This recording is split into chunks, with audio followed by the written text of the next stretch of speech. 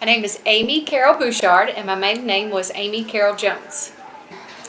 Probably the most frightened I ever been was one time we were looking at the house next door, and it was being built. And on the second floor, they had a walkway, and my youngest son was probably 2, and he walked out on that walkway, and there were no handrails. So he was 2 stories up in the air, standing on just this piece of wood. And we grabbed him and took him down, and then when we got outside of the house, because it was under construction, it was just like this fear and this sickness goes over you. Just the thought of him falling and hitting that concrete floor was probably the scaredest I've ever been in my whole life. I'm most like my mother because my dad worked a lot, and so he wasn't home a lot, and my mom, she was very studious. She liked to get things done, but I'm also a little bit different from her because she was very meticulous. They had to be done in exactly the same way, and I'm just the type of person, you don't put anything off till tomorrow that you can get done today. If you've got a job to do, get it done, and then that way you're prepared when other opportunities are available to you. My earliest memory, I think, is Christmas, and I remember a little high chair I got for a doll, and I remember the doll, but I'm not sure if I remember it because I really remember it or I remember it because I saw it in pictures. But I was probably about 4, and I remember the house and I remember the living room, but again, I don't know if it's a true memory or if it's just because I've seen pictures of that. I would say probably my education. Growing up, I had 4 brothers and sisters, and my mom worked from 3 to 11. So we would see Mom first thing in the morning when we went to school, but by the time we got home from school, she wasn't home. And then my dad worked late, so we didn't see him. So we were very independent. We had to get our own supper. We had to get ready for bed. We had to get our clothes ready for school. And I was able to get my schoolwork done. I was the first one in my family to go to college. So I had to do all the paperwork by myself. I had to fill out the financial aid form by myself. And I remember, my first day at college, I had to find out how to buy my books by myself and where to go by myself. So I just think being very independent because I had to is what gives me a lot of satisfaction. That I was really good with kids. I've loved kids ever since I was little, and I was always babysitting. As soon as I was 12, I was babysitting, and one of my second job I had was working at the YMCA in the after-school program, and a few years after that, I took over their program director of the child care and the fitness classes and the after-school program and the day camp, and then I became a teacher, and so I've just always really liked working with kids, so hopefully people think I'm really good with kids.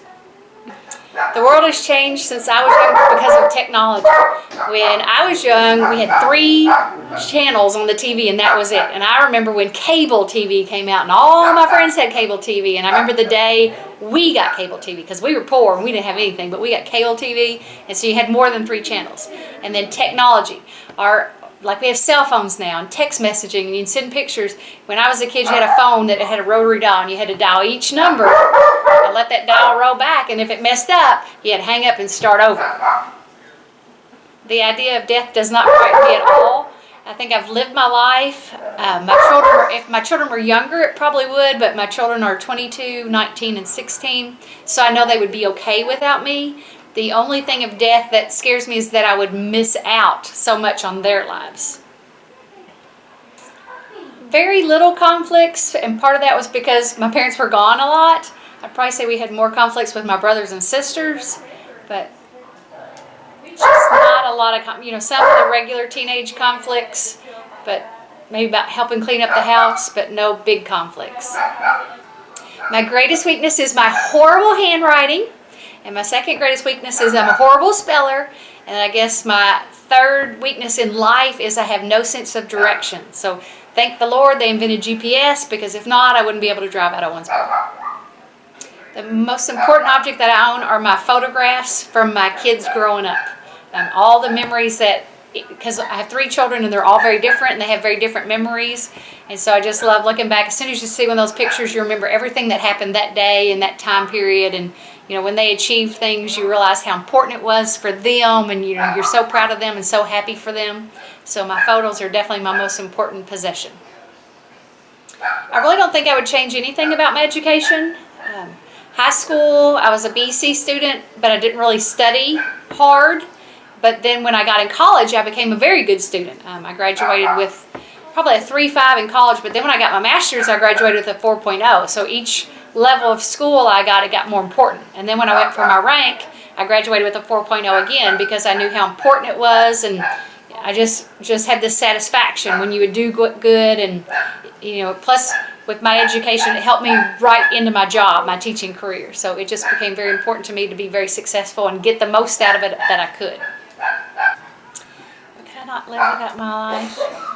That would be either a camera or a book, because I love the camera to record the memories of my family, and I love reading. I don't have a lot of time to read right now, but I have a bookshelf of books that I've read, I'm going to reread, and I can't wait to, when I'm a little bit older, my kids are a little bit more grown, to go to the library and get books to check out to read. So those are the two things that I think mean a lot to me now and will mean a lot to me in the future.